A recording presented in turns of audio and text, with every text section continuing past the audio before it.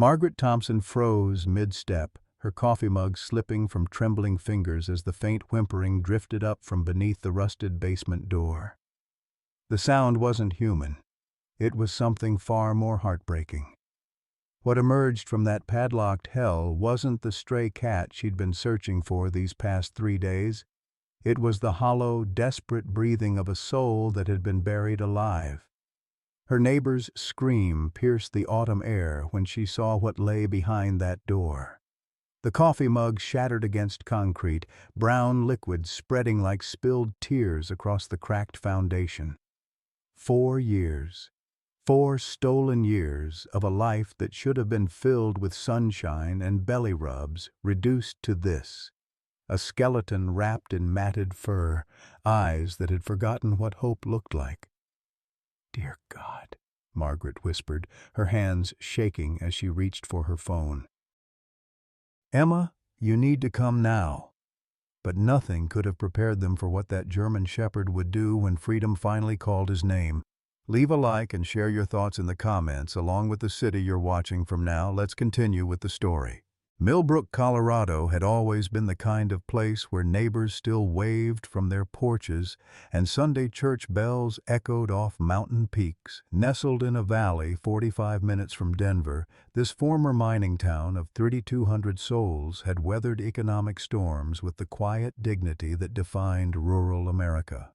Main Street bore the scars of better times. Half the storefronts stood empty, their windows reflecting the struggles of families who'd watched their children leave for bigger cities and brighter futures. Dr. Emma Sullivan had never planned to return here after veterinary school, but war had a way of changing plans. At 38, she carried herself with the careful composure of someone who'd seen too much, too young. 3 tours in Iraq as an Army medic had left her with hands that never shook during surgery and a startle reflex that made her jump at unexpected car backfires. The modest veterinary clinic she'd built from her father's old hardware store served ranchers and pet owners alike, though the mounting bills, $80,000 in debt, reminded her daily that good intentions didn't pay mortgages. Her father, William Sullivan, had been Millbrook's sheriff for 40 years before retirement, and early-stage Alzheimer's began stealing pieces of him. On good days, he dispensed wisdom earned from decades of keeping the peace. On bad days, he called Emma by her mother's name and asked when dinner would be ready. He lived in the apartment above the clinic now, where Emma could monitor his wandering mind while her mother, Sarah, provided the patient care that came naturally after 50 years of marriage. Sarah Sullivan, 72 and widowed since Harold's passing 3 years ago, had found herself talking to empty rooms more often than she cared to admit. "Lord knows this old heart needs something to love," she'd whisper during her evening prayers, her arthritic fingers working through rosary beads worn smooth by decades of petition and gratitude. David Chen, Millbrook's only animal control officer, carried his own burdens. At 42, the former Denver K-9 handler had retreated to this mountain sanctuary after losing his partner, not his human partner, but Rex, a German shepherd whose death in a botched drug raid had left David questioning everything he'd believed about justice and loyalty. But it was Marcus Wheeler who cast the longest shadow over Millbrook's seemingly peaceful facade. At 50, Wheeler commanded respect through carefully cultivated generosity, sponsoring Little League teams, funding church repairs, and hosting charity events at his sprawling ranch. Few dared question why hunting dogs that displeased him seemed to disappear, or why strange vehicles arrived at his property under cover of darkness, carrying sounds that didn't match any legitimate hunting operation. The September afternoon sun was beginning its descent behind the Rockies when Margaret Thompson's frantic call shattered the quiet of Emma's clinic.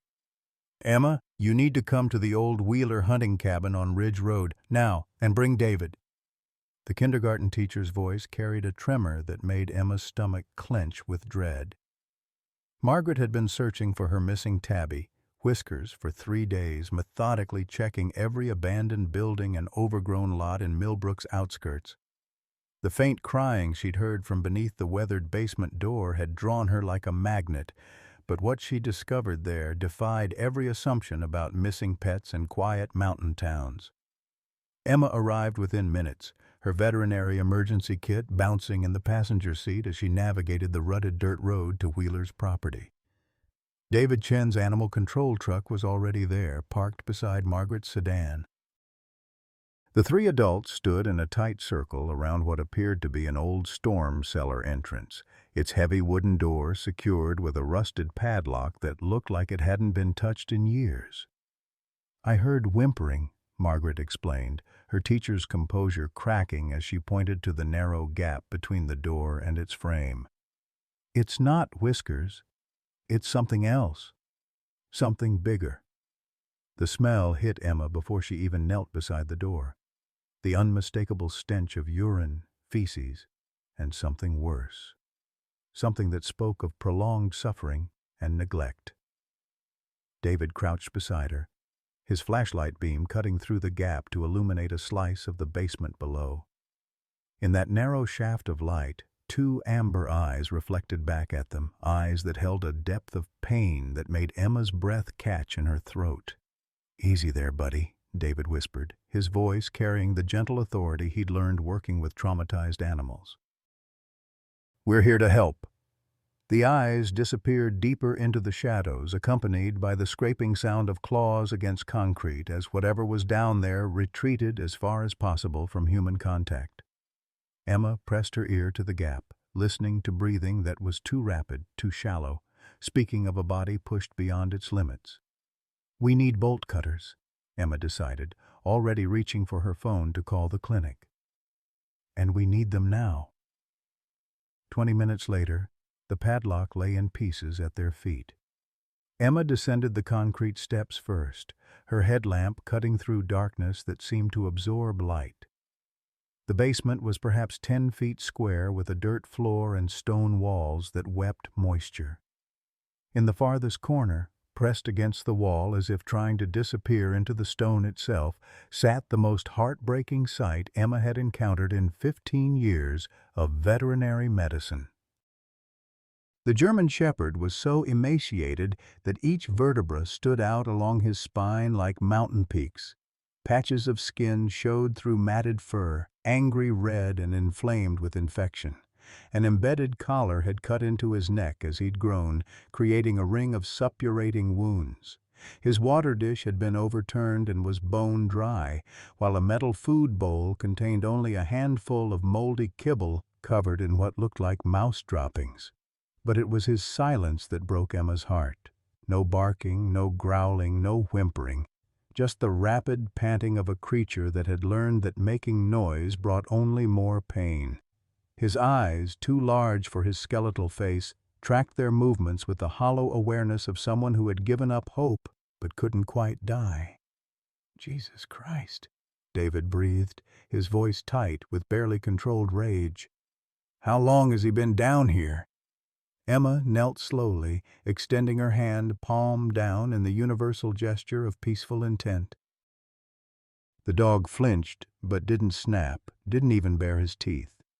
He simply watched her with those devastating amber eyes, eyes that seemed to hold the weight of countless betrayals. "Hey there, beautiful boy," Emma whispered, her voice catching as she took in the full extent of his condition. "We're going to get you out of here." She ran her hands along his body with professional detachment that didn't quite mask her horror. Severe malnutrition, dehydration, multiple untreated infections, and what appeared to be old fractures that had healed poorly. His muscle atrophy suggested he'd been confined in this space for months, possibly years. "There's a collar embedded in his neck," she noted, pointing to where filthy leather had cut into skin. "And look at these scars on his muzzle and legs." David leaned closer, his flashlight revealing a pattern of injuries that made his jaw clench. "Fight wounds. They've been using him as a bait dog." The term hung in the dank air like a curse. Bait dogs were the unfortunate animals used to train fighting dogs, creatures deliberately chosen for their gentle nature and then systematically brutalized to build aggression in more valuable fighters. Most didn't survive 6 months. The fact that this German Shepherd was still alive suggested either incredible luck or unimaginable endurance. Emma was preparing to lift the dog when the basement filled with angry voices from above. Heavy boots stomped across the floor overhead, followed by Marcus Wheeler's booming voice demanding to know what the hell they thought they were doing on his property. "That's my hunting dog you're stealing." Wheeler's voice carried down the stairs as his silhouette blocked the light from the open door. Behind him stood Deputy Jackson, whose hand rested casually on his service weapon. "Trespassing on private property and theft of livestock. I want him back. Now." The dog's entire body began trembling at the sound of Wheeler's voice, pressing himself even harder against the stone wall. Emma felt something fierce and protective rise in her chest, the same feeling that had driven her to run toward explosions in Iraq to save wounded soldiers. "This animal is evidence of criminal neglect," she replied, not looking up from her patient. Montana Code 458211 defines animal cruelty, and I'm documenting at least 6 violations right here. "He's a failed hunting dog," Wheeler shot back, his face flushed with anger. "My property to do with as I please." "Not according to state law," Emma countered, finally meeting his gaze with steel in her eyes that had been forged in combat zones. She reached into the dog's matted fur and found what she was looking for, the small, hard bump of a microchip between his shoulder blades. The standoff lasted another 20 minutes before Wheeler stormed off, promising consequences and lawsuits. But Emma had already made her choice, lifting the barely conscious German Shepherd in her arms and carrying him toward the light. The harsh fluorescent lights of Emma's clinic cast everything in stark relief as she worked methodically over the German Shepherd's motionless form. The dog, she'd started calling him Rex in her mind, lay on the examination table like a shadow of what he should have been, his breathing shallow but steady. David documented each injury with his camera, while Margaret filled out paperwork with shaking hands, her teacher's precision warring with the emotional devastation of what they'd witnessed. "Severe malnutrition, dehydration, dermatitis," Emma dictated, as she gently cleaned the matted fur around infected wounds.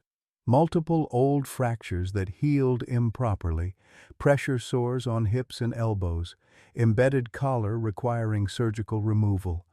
She paused, her voice catching slightly. "Based on dental wear and bone development, I'd estimate he's approximately 4 years old, but his muscle atrophy suggests he's been confined for most of his life." The handheld scanner beeped as Emma ran it over the area between Rex's shoulder blades, displaying a 15-digit identification number that made her breath catch. Within minutes, she had the registration information pulled up on her computer screen, information that changed everything they thought they knew about this case. "He's registered to the Anderson family in Denver," Emma announced, her voice tight with disbelief. "Reported stolen 4 years ago when he was 8 weeks old. They never gave up looking for him." The implications hit David immediately. This wasn't neglect. This was deliberate. Someone stole an 8-week-old puppy and locked him in that basement for 4 years. Emma's hands trembled as she inserted an IV line for fluids and antibiotics. Rex endured the procedure without resistance, a compliance that spoke not of trust, but of having learned that fighting was futile. As she worked, her mind raced through the timeline. 4 years ago, Rex would have been a playful puppy, probably someone's Christmas present, full of hope and unconditional love. The thought of that innocent creature being torn from his family and condemned to years of darkness made her stomach clench with rage. The clinic door burst open with a violence that sent the bell jangling against the glass. Marcus Wheeler strode in, his face dark with fury, followed by Deputy Jackson, whose uniform seemed to strain against his bulk. Behind them came a man Emma didn't recognize. Tall, silver-haired, with the kind of expensive suit that didn't belong in rural Colorado. "Dr. Sullivan," the stranger began, his voice carrying the cool authority of money and influence, "I'm James Morrison, Mr. Wheeler's attorney. You're in possession of stolen property, and I'm here to facilitate its immediate return to its rightful owner." Emma didn't look up from adjusting Rex's IV. "The rightful owners are the Anderson family in Denver. I have the microchip registration right here." Wheeler's face flushed a deeper shade of red. "That chip's a fake. Someone's trying to frame me. That dog's been living wild on my property for months. I was trying to rehabilitate him." "With moldy kibble and no water?" David interjected, stepping forward with his camera. "I've got photos that tell a different story." Deputy Jackson's hand moved to his weapon. "Sir, I'm going to need you to step back and keep your hands visible." The tension in the room ratcheted up another notch as Emma finally turned to face Wheeler, her green eyes blazing with the kind of controlled fury that had kept her steady during firefights in Iraq. "That dog has been systematically tortured for years. Look at him." She gestured to Rex, who had somehow found the strength to lift his head and was watching the confrontation with those devastating amber eyes. "He weighs 30 pounds. A healthy German Shepherd his age should weigh 70 to 80 pounds. Animals get sick," Morrison said dismissively. "That doesn't constitute criminal behavior. Mr. Wheeler has been providing veterinary care." "Show me the records," Emma interrupted. "Show me one veterinary bill, one prescription, one shred of evidence that this dog received any care whatsoever." The silence stretched for long seconds before Wheeler himself stepped forward, his mask of respectability slipping to reveal something cold and calculating underneath. "You don't know who you're messing with, lady. I've got friends in this town, friends who remember when your daddy couldn't tell Tuesday from Sunday." Emma felt something ice-cold settle in her chest. The threat was clear not just to her but to her father, whose Alzheimer's made him vulnerable in ways that went beyond medical concerns. But before she could respond, a new voice cut through the tension. "Actually, Marcus, I remember quite clearly." William Sullivan stood in the doorway leading from the upstairs apartment, fully dressed despite the late hour, his eyes clearer and more focused than Emma had seen them in weeks. At 68, her father still carried himself with the authority of a man who'd worn a badge for 4 decades, and his presence seemed to fill the room. "I remember when your grandfather ran dogfights out of that same property back in the 70s, William continued, his voice carrying the weight of buried secrets. "Could never prove it, but everyone knew. Seems like meanness runs in your family, Marcus." Wheeler's composure cracked completely. "You senile old fool. No one's going to believe the ravings of a man who can't remember what he had for breakfast." "Maybe not," William agreed mildly, "but they might believe the sworn statement I gave to the state police this afternoon. Funny how a man's memory comes back when he sees history repeating itself." The revelation hit the room like a physical blow. Morrison was already reaching for his phone, his expensive composure showing the first cracks of genuine concern. Deputy Jackson looked between Wheeler and William with the expression of a man realizing he'd chosen the wrong side. Emma used the distraction to quickly assess Rex's vitals. His temperature was climbing, 101.8 degrees and rising despite the antibiotics. The infection was gaining ground, and without stronger medication, they were going to lose him. The nearest veterinary hospital with the specialized antibiotics he needed was 3 hours away in Denver, and Rex wasn't stable enough for transport. "How long?" David asked quietly, reading the concern in her expression. 72 hours, Emma replied, her voice barely above a whisper. "Maybe less. He needs medications I don't have, and his system is too compromised to fight this infection much longer." As if sensing the gravity of his situation, Rex's eyes found Emma's across the room.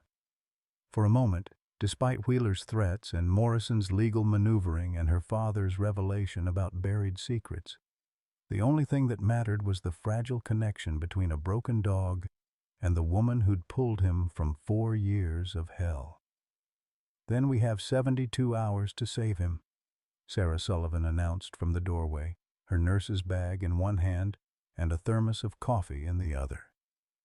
At 72, Emma's mother had the kind of steel wrapped in velvet strength that had sustained her through a husband's dangerous career and a daughter's tours in combat zones. "And I suggest you gentlemen figure out whether you're going to help or get out of our way." The battle lines were drawn, the clock was ticking, and somewhere in the growing darkness outside, Emma had the distinct feeling that this was only the beginning. The first 24 hours of Rex's recovery passed in a blur of medical interventions and rising tensions. Emma barely left his side, monitoring vital signs that fluctuated between cautious optimism and genuine alarm. The German Shepherd's fever had stabilized at 102 degrees, but his refusal to eat anything solid worried her more than she let on. Sarah had taken up permanent residence in the clinic's small kitchen, preparing increasingly tempting combinations of high-calorie broths and hand-feeding them to Rex, one spoonful at a time. "Come on, sweetheart," Sarah whispered, her voice carrying the same gentle authority she'd used to coax medicine into reluctant children during her nursing career. "Just a little more. Your body needs fuel to fight." Rex's response was minimal, a few tentative licks of the spoon, his amber eyes never leaving Sarah's face. But it was progress, the kind of incremental improvement that Emma had learned to celebrate during her combat medic days, when saving lives often came down to small victories accumulated over time. David had spent the night researching Wheeler's property records, following a paper trail that stretched back decades. What he discovered in the county courthouse basement, buried in yellowed files that smelled of dust and forgotten secrets, painted a picture far more sinister than a simple case of animal neglect. "Wheeler didn't inherit that property," David announced, spreading documents across Emma's desk while Rex dozed fitfully in the recovery kennel nearby. "He bought it specifically 15 years ago. Look at this. The previous owner was cited 6 times for noise complaints between 1995 and 2005. Neighbors reported sounds of animals in distress, vehicles arriving at odd hours." Emma studied the reports, her stomach sinking as patterns emerged. "Dogfighting. Has to be. And here's the thing, every complaint was filed by the same person, Margaret Thompson. She's been watching that property for over a decade." The revelation cast Margaret's discovery of Rex in a new light. Her persistence in searching for her missing cat hadn't been random. It had been driven by years of suspicion about activities on Wheeler's land. When Emma called Margaret to share David's findings, the kindergarten teacher's response confirmed their worst fears. "I've been keeping records," Margaret admitted, her voice tight with years of suppressed knowledge. "License plates of vehicles that shouldn't be there, times when the noise got so bad I couldn't sleep. I reported it to the sheriff's department dozens of times, but nothing ever happened." "Why didn't you tell us this yesterday?" "Because I was afraid," Margaret confessed. "Marcus Wheeler sponsors our school's reading program. He pays for supplies, field trips, Christmas presents for kids whose families can't afford them. Who's going to believe a teacher over the town's biggest benefactor?" The conversation was interrupted by a commotion outside the clinic. Through the front window, Emma watched as a convoy of vehicles pulled into the parking lot. Expensive SUVs with out-of-state plates, followed by Wheeler's distinctive black pickup truck. Men in suits emerged from the vehicles, moving with the practiced coordination of people accustomed to intimidation. "Emma!" William called from upstairs, his voice carrying unusual urgency. "You need to see this." Emma found her father standing at the apartment window, watching the scene below with the analytical eye of a career law enforcement officer. His condition might be stealing his memories, but his instincts for reading dangerous situations remained sharp. "Those aren't lawyers," William observed. "Look at how they're positioned. Two men staying with each vehicle, engines running. The others are spreading out to control sight lines and exit routes. That's tactical formation. Dad, you need to get away from the window." "No," William said firmly, his voice carrying echoes of the sheriff he'd once been. "They want us scared, want us to hide. But I didn't spend 40 years protecting this town to start cowering now, even if I can't remember half of what I protected it from." Downstairs, David was already on the phone with State Police Dispatch, his former K-9 handler training evident in his calm, precise reporting of the situation. Multiple vehicles, unknown subjects, potential intimidation of witnesses in an ongoing animal cruelty investigation. "We need backup." Emma knelt beside Rex's kennel where the German shepherd had awakened at the sound of unfamiliar voices. His entire body was trembling, but not from fever this time. Something in the cadence of conversation outside, the authoritative tone of men accustomed to being obeyed, had triggered memories that made him press himself against the back of his enclosure.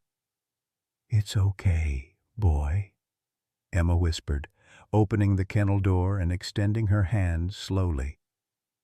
To her amazement, Rex crept forward and rested his muzzle against her palm, the first voluntary physical contact he'd initiated since his rescue.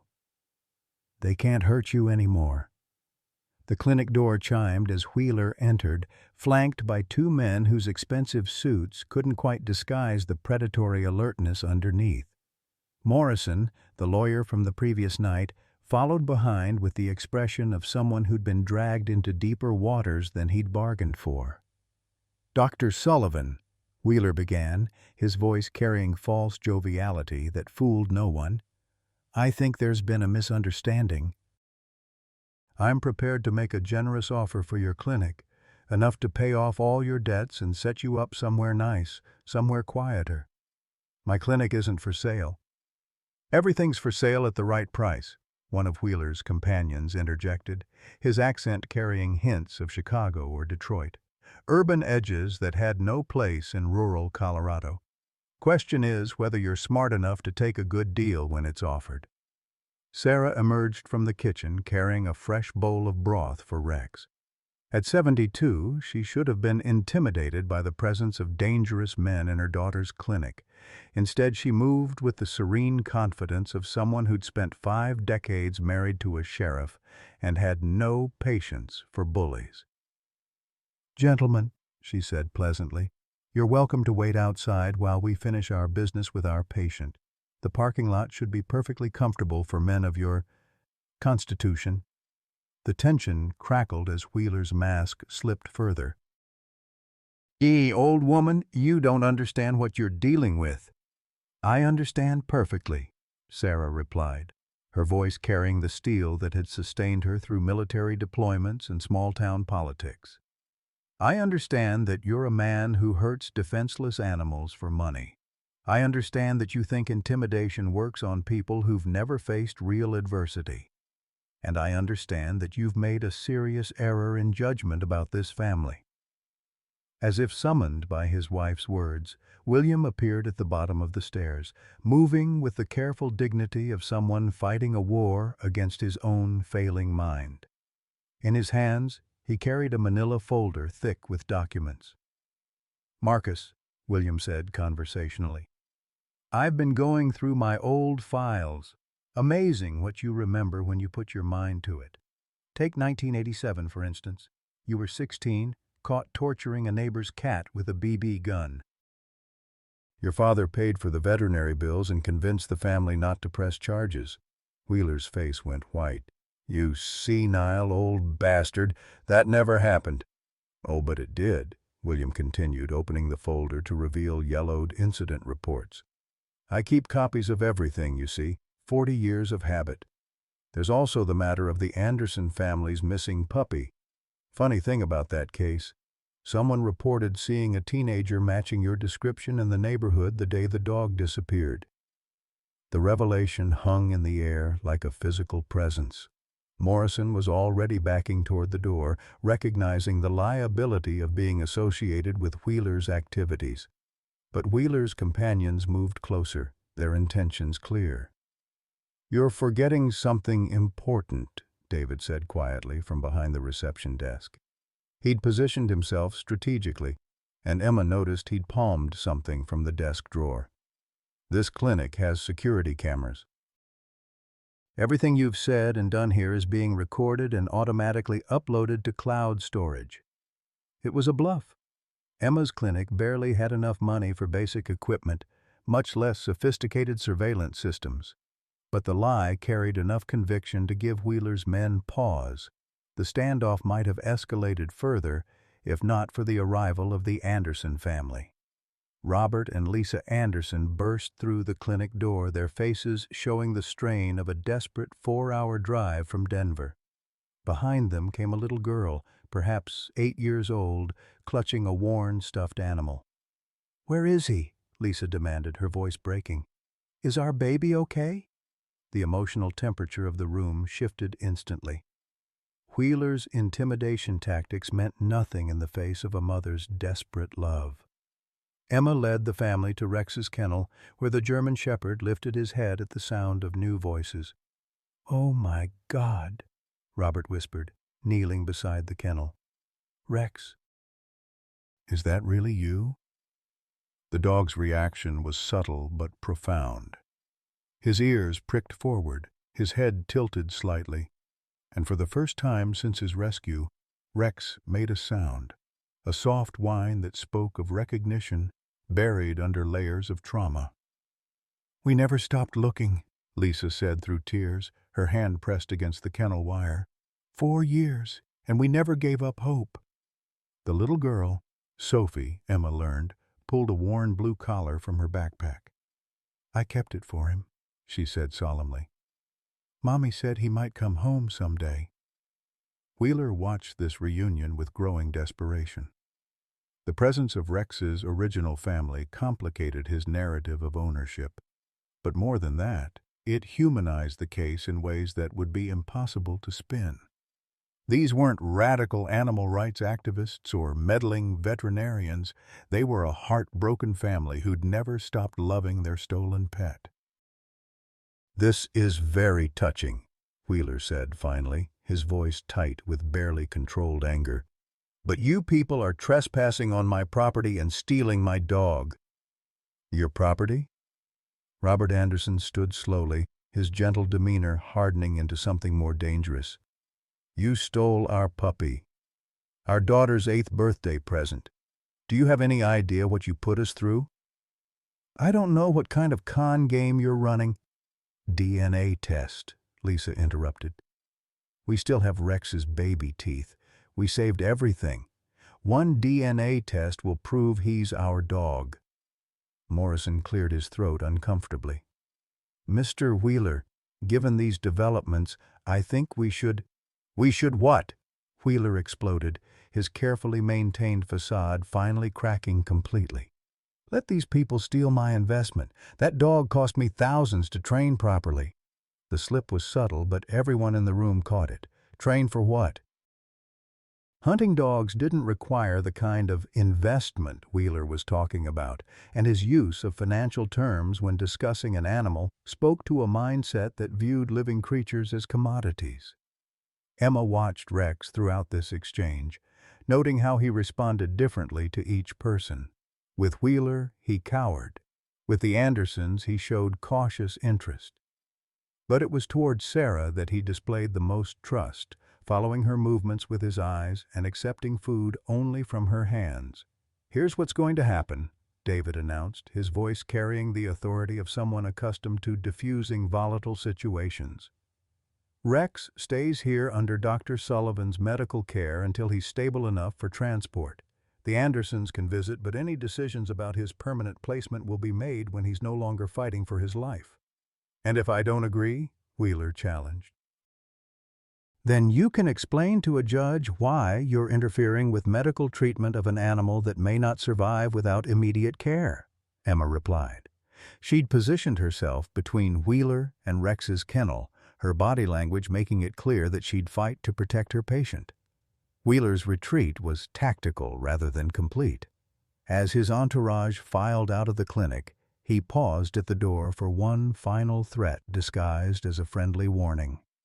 "This town has a long memory, Dr. Sullivan, and not everyone appreciates outsiders stirring up trouble over a sick dog."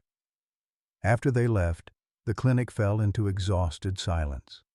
Rex had managed to eat nearly half a bowl of Sarah's specially prepared broth, and his fever had dropped another degree.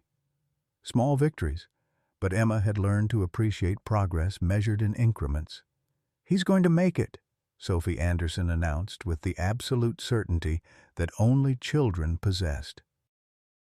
She'd been talking softly to Rex through the kennel wire, telling him about the bedroom they'd kept ready for him, the toys they'd saved, the walks they'd planned. Emma hoped the little girl was right, but as she watched the sun set behind the mountains, painting the clinic in shades of gold and amber, she couldn't shake the feeling that Wheeler's retreat was temporary. Men like him didn't give up easily, especially when cornered. The real fight was just beginning. The federal investigation moved with the swift precision of a machine that had been waiting years for this moment. Agent Catherine Morrison had been building cases against interstate dogfighting operations for the better part of a decade. But Wheeler's network represented something far more sophisticated than the usual backyard brutality she typically encountered. The shipping containers David had photographed weren't just holding pens, they were part of a mobile operation that could be dismantled and relocated within hours, explaining how Wheeler had evaded detection for so long. "We've been tracking unusual financial patterns in rural Colorado for 18 months, Morrison explained to Emma as they stood in the clinic's rebuilt consultation room, Rex sleeping peacefully in his recovery kennel nearby. Large cash deposits, property purchases through shell companies, veterinary supply orders that didn't match any legitimate practice in the area. Wheeler was careful, but money leaves trails. The scope of the operation was staggering. Federal agents had seized records indicating fights involving hundreds of thousands of dollars in illegal gambling, with participants traveling from as far as Canada and Mexico. Wheeler's hunting cabin had been the headquarters for a network that spanned 7 states, with Rex serving not just as a bait dog but as a testing ground for new methods of psychological conditioning. "They kept detailed records," Morrison continued, her voice tight with disgust. "Not just financial transactions, but training protocols, breeding records, even psychological assessments of the animals. Wheeler documented everything with the cold precision of a business ledger." Emma felt sick reading through the sanitized language that reduced living creatures to commodity descriptions. Rex had been classified as Asset B7 Psychological Resilience Testing Subject, with weekly reports on his response to various forms of trauma. The clinical detachment of the records was somehow more horrifying than the obvious cruelty. It spoke to a mindset that viewed suffering as data points. Rex's recovery had accelerated dramatically since the Anderson family's visit. The shared custody arrangement had given him something Emma recognized from her own healing journey: the knowledge that love wasn't finite, that choosing to trust again didn't diminish previous bonds. He spent weekdays at the clinic, where his gentle presence had proven therapeutic for other recovering animals, and weekends with the Andersons, where he rediscovered the simple joys of family life. "He's teaching them," Sarah observed one afternoon, watching Rex patiently allow a traumatized beagle mix to eat from his food bowl. The beagle, rescued from Wheeler's operation, had been too terrified to eat alone. Showing them it's safe to trust again. The transformation wasn't just in Rex. Emma found herself sleeping through the night for the first time since her deployment in Iraq, her nightmares gradually replaced by dreams of healing. The clinic had become a regional center for animal trauma recovery, drawing veterinarians and behaviorists from across the country who wanted to study the methods they'd developed. William's condition continued its unpredictable course, but the stress of the crisis seemed to have triggered something unexpected. His bad days were worse than before, but his good days showed a clarity that sometimes surpassed his pre-diagnosis awareness. Dr. Rivera, the trauma specialist, suggested that extreme stress could sometimes cause temporary improvements in Alzheimer's patients, as if the brain marshaled its remaining resources for crisis response. "I've been thinking about legacy," William said during one of his lucid evenings, sitting beside Rex's kennel in the clinic's quiet recovery room. "Not just what we leave behind, but what we choose to fight for while we're still here. That dog taught me something about courage I'd forgotten." The town itself was undergoing its own healing process. Wheeler's arrest had exposed corruption that reached into multiple aspects of Millbrook's civic life, from the sheriff's department to the county courthouse. The federal investigation had led to 18 arrests, including Judge Harrison and 3 other deputies who'd been receiving monthly payments to ignore complaints about Wheeler's property. But with the corruption came an unexpected sense of liberation. Businesses that had felt pressured to support Wheeler's various charitable endeavors suddenly found their voices. The local newspaper, previously careful to avoid any negative coverage of Wheeler's activities, published a series of investigative articles about the warning signs that had been ignored for years. Margaret Thompson had become something of a local hero, her meticulous record-keeping providing crucial evidence for the federal prosecution. The kindergarten teacher's patient documentation of license plates, arrival times, and suspicious activities had created a timeline that prosecutors used to establish the pattern of criminal enterprise. "I kept thinking someone in authority would eventually listen," Margaret explained during a town hall meeting about the case. "When they didn't, I realized that sometimes ordinary citizens have to become the authority. We can't wait for someone else to do the right thing." The Anderson family's integration into Rex's life had created an extended family structure that seemed to benefit everyone involved. Sophie Anderson, now 8, had appointed herself Rex's official biographer, keeping a journal about his progress that she planned to turn into a book about the bravest dog in the world. "He remembers everything," Sophie announced with the matter-of-fact wisdom that only children possessed. "But he's choosing to remember the good parts more than the bad parts. That's what brave dogs do."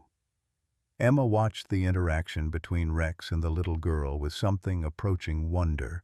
The German shepherd, who'd been too traumatized to make a sound just months ago, now engaged in elaborate games of fetch and hide-and-seek, his tail wagging with the kind of unreserved joy that spoke to complete psychological healing. The legal proceedings moved forward with the methodical pace of federal justice. Wheeler's associates had been caught attempting to flee the country, their arrests revealing connections to organized crime families in Chicago and Detroit. The dog-fighting operation had been a small part of a larger criminal enterprise involving drug trafficking and illegal gambling. Wheeler was middle management, Agent Morrison explained during one of her regular updates. Important enough to run a significant operation, but not so important that his arrest would bring down the whole network. That's probably why he was allowed to operate so openly for so long. The revelation that Wheeler had been essentially expendable seemed to provide little comfort to anyone involved. The damage he'd inflicted was real and lasting, regardless of his position in the criminal hierarchy. Rex's scars, both physical and psychological, didn't disappear because his tormentor had been revealed as a minor player in a larger game, but there was something to be said for the scope of justice that followed. Federal prosecutors were using Wheeler's case as a springboard to target the larger network, with investigations opening in multiple states. Rex's rescue had become the thread that, when pulled, began unraveling an entire criminal enterprise. The rebuilt clinic officially reopened on a crisp October morning, 6 months after the fire. The new facility incorporated everything Emma had learned about trauma recovery, with specialized spaces for animal behavioral therapy and training areas for working with PTSD service dogs. The federal seizure of Wheeler's assets had provided funding not just for reconstruction, but for expansion into a regional center that would serve as a model for rural animal rescue operations. Rex had been chosen to cut the ceremonial ribbon, a task he approached with the same dignity he brought to everything else. As cameras clicked and the small crowd applauded, the German Shepherd sat perfectly still while Sophie Anderson tied a red ribbon around his neck, his amber eyes reflecting an intelligence that seemed to understand the significance of the moment. 6 months ago, this dog couldn't bark, Dr. Rivera told the assembled crowd. Today, he's teaching other animals how to heal from trauma. That transformation didn't happen because we fixed him. It happened because he chose to trust again, despite every reason not to. Emma felt tears prick her eyes as she watched Rex interact with the other therapy animals they'd brought for the ceremony. A 1-year-old German Shepherd puppy, donated by a breeder who'd been moved by Rex's story, stayed close to his mentor's side, learning through observation how to approach nervous animals and frightened children. "He's training his replacement," David observed with a smile, watching Rex gently guide the puppy toward a veteran in a wheelchair who'd come to learn about service dog options. Teaching the next generation how to heal people. The afternoon sun painted the Rocky Mountains in shades of gold and amber as the ceremony wound down. Rex trotted between groups of visitors, accepting pets and praise with the calm assurance of a dog who knew exactly where he belonged and who loved him. His transformation from victim to healer had taken 8 months, but Emma suspected the impact would last generations. As the crowd began to disperse, Rex made his way back to Emma's side, sitting down and leaning slightly against her leg in the companionable silence they'd developed. Tomorrow would bring new challenges: animals to heal, people to help, a future to build from the ashes of tragedy. But today, in the golden light of a Colorado autumn, Emma allowed herself to simply stand beside the German Shepherd who'd taught her that healing was possible, that love could triumph over cruelty, and that sometimes the most broken among us become the strongest teachers of hope. The ceremony had been perfect, but Emma knew the real work was just beginning. Rex's story had inspired the creation of new animal protection laws, federal funding for rural rescue operations, and a network of veterinarians specializing in trauma recovery. His journey from basement prisoner to therapy dog had become a symbol of resilience that reached far beyond Millbrook's mountain valley. As they walked back toward the clinic, Rex's tail wagging with contentment, Emma realized that some stories don't have endings, they have new beginnings, and this was just the start of theirs. The call came at 3:47 a.m., jolting Emma from the uneasy sleep she'd been catching in the chair beside Rex's kennel.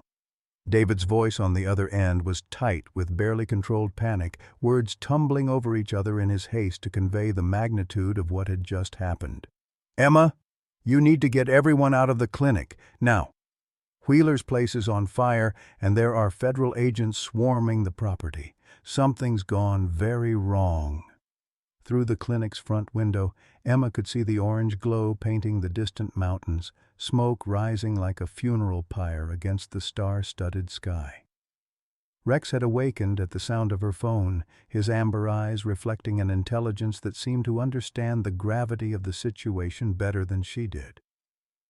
"What kind of federal agents?" Emma asked, already moving to wake her parents upstairs. "FBI, ATF, probably others. They've got the whole area cordoned off, but Emma—" David's voice dropped to a whisper. "Wheeler's not in custody.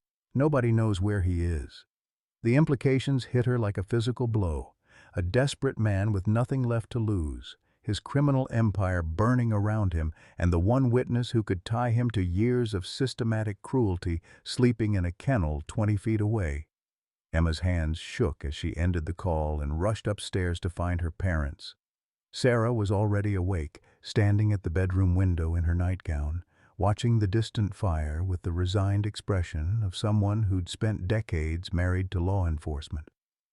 "It's Marcus Wheeler's place, isn't it?" she asked without turning around. How did you know? Because 40 years of being a sheriff's wife teaches you to recognize the smell of a life going up in smoke. Sarah's voice carried a sadness that went beyond the immediate crisis. That boy was damaged long before he started damaging others. But damage doesn't excuse what he's done. William was having one of his bad days, confused and agitated by the commotion. He kept asking for his badge and gun, insisting he needed to report to duty. It broke Emma's heart to see her once formidable father reduced to confusion, especially when she needed his clarity more than ever. "Dad, you're retired, remember? The new sheriff is handling everything." "New sheriff?" William's brow furrowed with the effort of processing information that wouldn't stick. "But what about the Wheeler investigation? We had evidence about the dog fighting. Can't let him destroy it." Even in his confusion, William's instincts remained sharp. The evidence David had painstakingly gathered, the testimony from Margaret and other neighbors, Rex himself as a living witness, all of it potentially meaningless if Wheeler eliminated the sources before federal authorities could act. Emma was helping her father dress when she heard the sound that made her blood freeze. Rex's first bark since his rescue, sharp and urgent and filled with warning. She raced downstairs to find the German shepherd standing at the clinic's front door, his hackles raised, staring into the darkness beyond the parking lot. "What is it, boy?" Emma whispered, following his gaze to the tree line where shadows seemed to move independently of the wind. The answer came in the form of breaking glass as the clinic's back window exploded inward, followed by the acrid smell of gasoline and the distinctive whoosh of accelerant catching fire. Wheeler had come for his final revenge, and he'd chosen the most devastating method possible. If he couldn't reclaim Rex, he'd ensure no one else could have him either. Smoke filled the clinic's back rooms within seconds, the flames spreading with unnatural speed that spoke of professional arson. Emma grabbed Rex's carrier, her emergency medical kit, and the folder of evidence William had assembled, shouting for her parents to get out through the front door. But Rex wouldn't come. Despite his weakened condition, despite the smoke and flames, the German shepherd planted himself in the clinic's central hallway and refused to move. His bark had become continuous now, a clarion call that seemed designed to wake the entire town. "Rex, we have to go," Emma pleaded, reaching for his collar. The dog twisted away from her grasp and ran toward the recovery room where two other animals were housed, an elderly beagle recovering from surgery and a kitten with a broken leg. In that moment, Emma understood. Rex wasn't refusing to escape. He was refusing to abandon the helpless, just as he'd probably tried to protect other dogs during his years in Wheeler's operation. The irony was devastating. Rex had endured 4 years of torture without making a sound, but faced with others in danger, he'd found his voice and his courage. Emma followed him into the smoke-filled recovery room, grabbing carriers for the other animals while Rex stood guard, his body blocking the doorway as if he could hold back the flames through sheer force of will. They made it out with seconds to spare, the clinic's roof collapsing just as David arrived with the volunteer fire department. In the parking lot, surrounded by neighbors in bathrobes and emergency responders, Emma knelt beside Rex's carrier and watched 15 years of her life's work reduced to ash and memory. "I'm sorry, boy," she whispered to the German shepherd who'd somehow retained his nobility despite everything Wheeler had done to break him. "I'm so sorry." But Rex was looking past her, his amber eyes fixed on a figure emerging from the tree line. Marcus Wheeler, his face illuminated by the flames of his handiwork, holding what appeared to be a rifle. He'd stayed to watch his revenge unfold, and now he was walking toward them with the slow deliberation of a man who'd decided that if he was going down, he'd take everyone with him.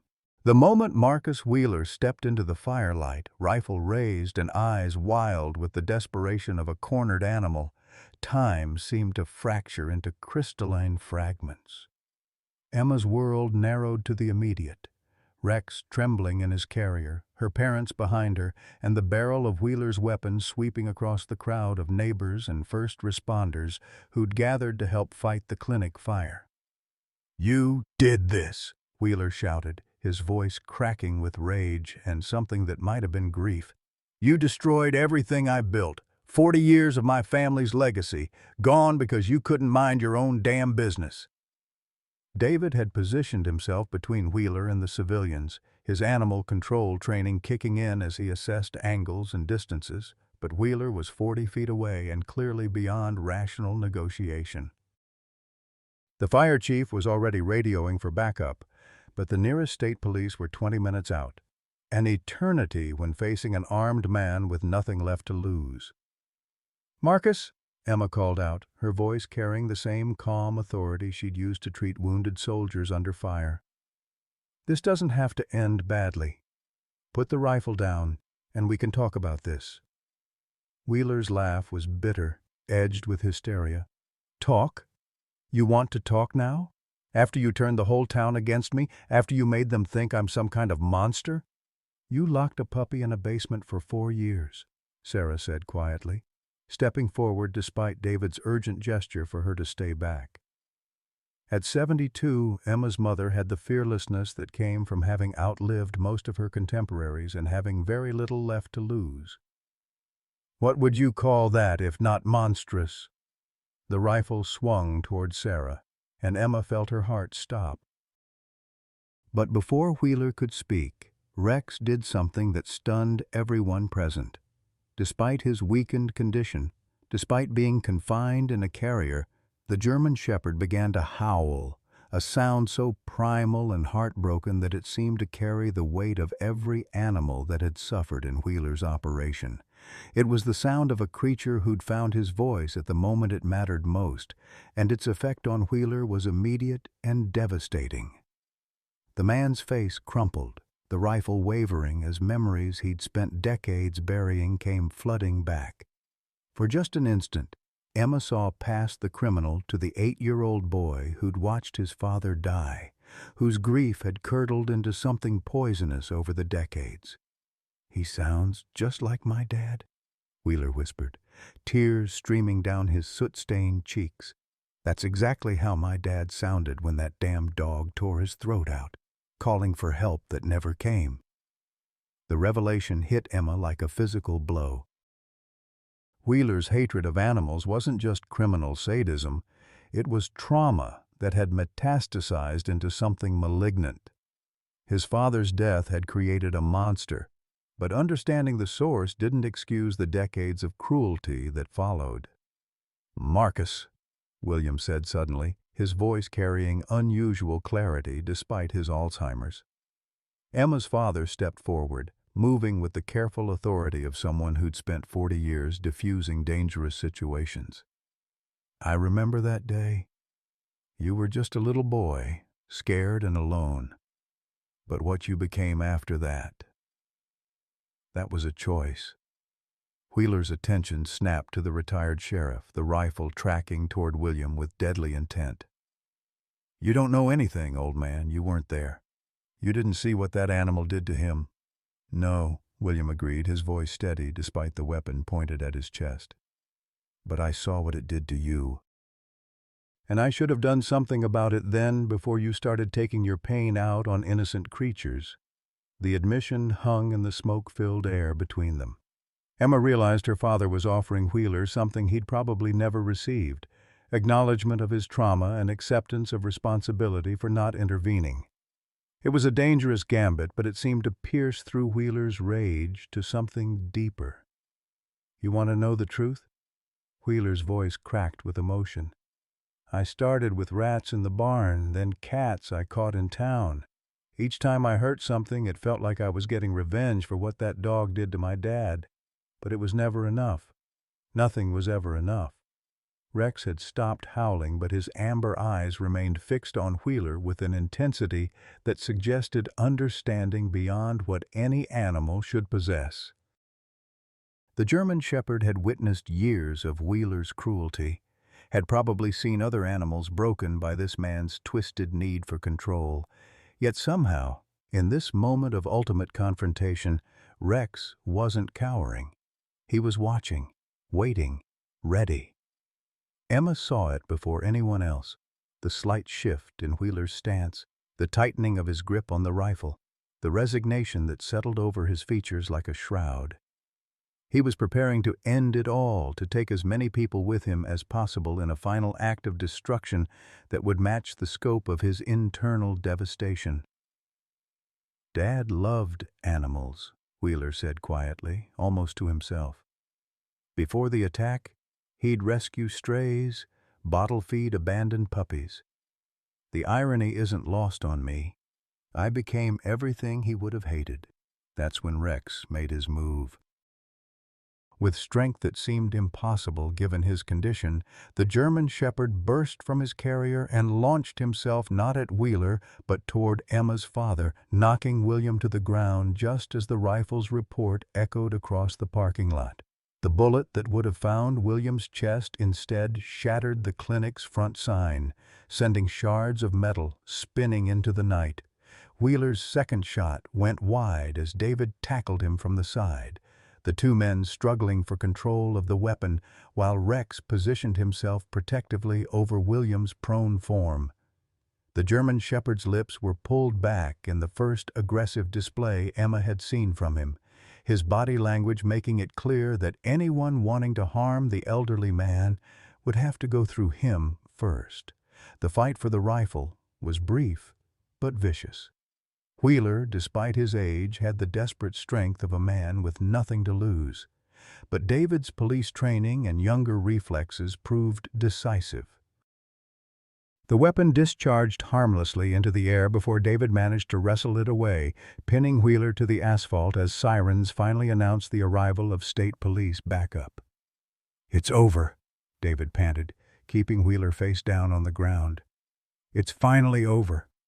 But as EMTs rushed to check William for injuries and federal agents took Wheeler into custody, Emma realized the real revelation was still unfolding. Rex had saved her father's life, but more than that, he'd demonstrated something profound about the nature of trauma and recovery. Despite everything Wheeler had done to him, despite 4 years of systematic abuse, Rex had chosen protection over revenge, healing over hatred. "He could have let Wheeler shoot Dad," Emma murmured to Sarah as they watched paramedics examine William, who was conscious and complaining about all the fuss. After everything Wheeler put him through, Rex could have just watched it happen. Sarah wiped tears from her eyes, her nurse's hands gentle as she stroked Rex's head.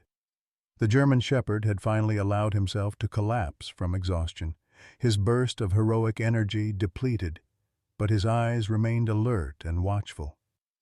"That's the difference between them," she said quietly. Wheeler let his trauma turn him into a monster. Rex let his trauma teach him who to protect. As Wheeler was loaded into a police car, his empire of cruelty finally destroyed, he caught sight of Rex one last time. The expression on his face was complex. Regret, recognition, and perhaps the faintest glimmer of understanding about the path not taken. In saving William, Rex had demonstrated the very capacity for love and protection that Wheeler had spent decades trying to destroy. Federal Agent Catherine Morrison approached Emma as the immediate chaos began to settle. "Dr.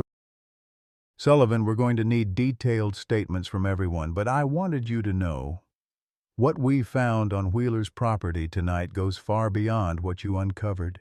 Interstate trafficking, illegal gambling operations, connections to organized crime families in 3 states.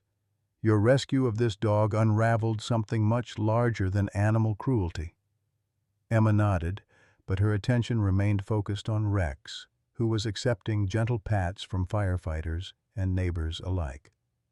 The German Shepherd, who'd been too traumatized to make a sound just days ago, was now surrounded by people eager to offer comfort and gratitude. His transformation seemed to mirror something larger happening in Millbrook itself, a community finding its voice after years of silence, courage after decades of fear. The clinic was gone, reduced to smoldering ruins that would take months to rebuild. But as Emma watched Rex interact with the people who'd rallied to save him, she realized that sometimes destruction was necessary for true healing to begin. 6 months later, the morning sun painted the Rocky Mountains in shades of gold and rose as Emma stood before the gleaming new entrance to the Millbrook Community Animal Center. The federal seizure of Wheeler's assets had funded not just the rebuilding of her clinic, but its transformation into something far greater, a regional center for animal rescue, rehabilitation, and trauma recovery that drew visitors from across the country. Rex sat beside her, his coat now lustrous and full, his weight restored to a healthy 75 pounds. The transformation was remarkable, but it was the light in his amber eyes that truly spoke to his recovery. Where once there had been hollow resignation, now there shone intelligence, curiosity, and something that could only be called joy. "You ready for this, boy?" Emma asked, her hand resting gently on his head. Today marked the official opening of the memorial garden dedicated to animals lost to cruelty, and Rex had been chosen to perform the ceremonial ribbon cutting, or rather, the ceremonial door opening. The crowd gathered in the garden represented a cross-section of American life that would have been unimaginable 6 months ago. Veterans with service dogs, families who'd driven hundreds of miles to meet the German Shepherd whose story had captured national attention, animal welfare advocates, and federal agents who'd worked the Wheeler case. Most prominently, the Anderson family had made the drive from Denver, not as Rex's former owners, but as his extended family. The formal custody arrangement had been Emma's idea, born from watching Rex's response to different people during his recovery. While he'd bonded most deeply with Emma and her family, his recognition of the Andersons and their genuine love for him had led to a shared custody agreement that gave everyone what they needed. Rex spent weekdays at the clinic, where he'd become an unofficial therapy dog for other traumatized animals, and weekends with the Andersons, where he rediscovered the simple joys of family life. Ladies and gentlemen, Dr. Michael Rivera, the trauma specialist who'd helped design Rex's rehabilitation program, addressed the crowd through a wireless microphone. What we're about to witness represents more than just a ceremonial opening. It represents the triumph of resilience over cruelty, of love over hatred, of hope over despair. Emma's eyes found her parents in the crowd. William's Alzheimer's had progressed, but he was having one of his increasingly rare good days, standing proudly in his old sheriff's uniform while Sarah beamed beside him. The attack at the clinic had seemed to accelerate his decline, but it had also given him moments of crystal clarity where he spoke about legacy and the importance of standing up for those who couldn't defend themselves. 6 months ago, Rivera continued, Rex was found in conditions that would have broken most animals beyond recovery. Today he's not just survived, he's become a symbol of what's possible when communities come together to protect the vulnerable. David Chen stepped forward, carrying the symbolic key to the Memorial Garden's entrance. As Millbrook's new Animal Welfare Director, a position created specifically for him with federal grant money, he'd overseen the design of facilities that would serve as a model for rural animal rescue operations nationwide. "The door we're opening today," David announced, "leads to a garden dedicated to the memory of animals who didn't survive abuse, but whose suffering wasn't meaningless if it leads to preventing future cruelty. Rex, as a survivor and witness to their ordeal, will open this space as a living memorial to their courage." Emma led Rex toward the elegant wooden door that served as the garden's entrance. The door itself was symbolic, standing freely in an ornate frame with no walls, representing the transition from confinement to freedom, from despair to hope. Behind it lay a carefully designed space of healing with native plants, gentle water features, and plaques honoring animals lost to human cruelty. As they approached the door, Emma noticed Rex's slight hesitation. For a moment she wondered if the symbolism was too much. too reminiscent of the basement door that had imprisoned him for so long. But then she realized his pause wasn't from fear. It was from consideration. Rex was looking back at the crowd, his intelligent eyes seeming to take in every face, every person who'd gathered to witness this moment. "It's okay," Emma whispered. "They're all here for you. Because of you." Rex turned back to the door, but instead of simply walking through, he did something that brought tears to eyes throughout the crowd. He approached the door handle, placed deliberately at his height, and carefully took it in his mouth, pulling the door open with gentle precision. It was a moment of choice, of agency, of an animal who'd been powerless for so long, taking control of his own story. But he didn't immediately walk through. Instead, Rex returned to Emma's side and gently took her hand in his mouth, just as he had that night at the clinic when she'd saved his life. Then, together, they stepped through the doorway into the memorial garden. The symbolism wasn't lost on anyone present. This wasn't just a dog walking through a door. It was a survivor leading his rescuer into a space of healing, a testament to the bonds that form between the broken when they choose to heal together. Once inside the garden, Rex did something that surprised even Emma. He approached the central memorial stone, a simple granite boulder inscribed with the names of known victims of Wheeler's operation, and sat beside it in perfect attention. Then, for the first time since that night when he'd warned them about Wheeler's approach, Rex lifted his head and howled. The sound was different this time. Where his previous vocalizations had carried pain and warning, this howl spoke of remembrance and tribute. It was the voice of a survivor honoring the fallen, a living memorial to those who hadn't lived to see justice served. The crowd stood in respectful silence as Rex's howl echoed off the mountain peaks, carrying across the valley that had once hidden such terrible secrets. When he finished, the German shepherd returned to Emma's side and for the first time since his rescue wagged his tail with unreserved joy. "What Rex has shown us today," Rivera said, his voice thick with emotion, "is that healing doesn't mean forgetting. It means transforming pain into purpose, trauma into testimony, survival into service to others." As the formal ceremony concluded and people began to mingle in the garden, Emma found herself in conversation with Margaret Thompson, the kindergarten teacher whose persistence in searching for her missing cat had led to Rex's discovery. "Do you ever wonder what would have happened if Whiskers hadn't gone missing that day?" Margaret asked, watching Rex interact gently with children who'd gathered around him. "I think about it all the time," Emma admitted. "But then I look at Rex and I think maybe some things are meant to happen.